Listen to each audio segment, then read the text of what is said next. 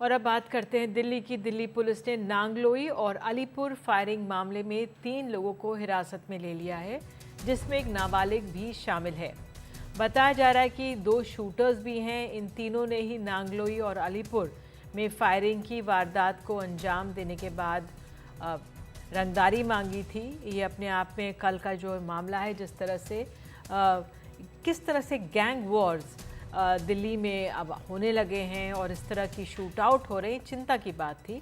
और अब बड़ी बात है कि पुलिस ने 3 लोगों को हिरासत में ले लिया है। मुकेश सिंह सेंगर हमारे साथ मौजूद हैं।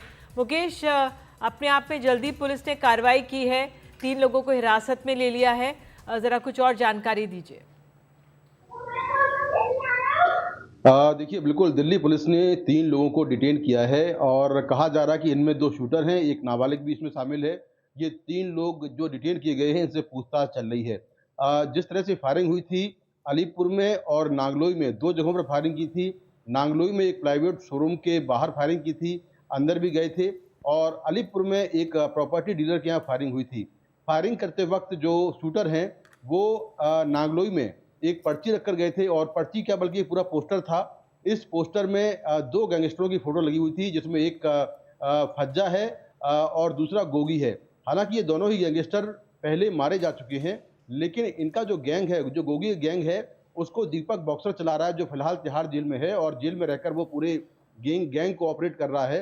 तो इस पर्ची में 3 लोगों के नाम लिखे हुए थे, जिसमें एक फज्जा का नाम लिखा हुआ था, दूसरा जो है वो मोंटी मान का नाम लिखा हुआ था, और तीसरा नाम था गोगी गैंग का। तो दिल्ली पुलिस ने इसमें जांच के बाद 3 लोग पकड़े हैं, जिनसे लगातार अभी पूछताछ चल रही है, और बहुत जल्दी ही दिल्ली पुलिस आधिकारिक तौर पर जो ये एक्यूज पकड़े हैं, उनकी अरेस्टिंग दिखाएगी। लेकिन जिस तरह से फायरिंग की गई और 10 करोड़ रुपए की डिमांड की गई, उससे ये साफ तौर पर दिखता है कि किस तरह से जो अपराधी हैं दिल्ली के अंदर, वो बेखौफ हैं और लगातार रंगदारी के लिए तमाम दिल्ली के अलग-अलग इलाकों में फायरिंग की घटनाओं को अंजाम दे रहे हैं।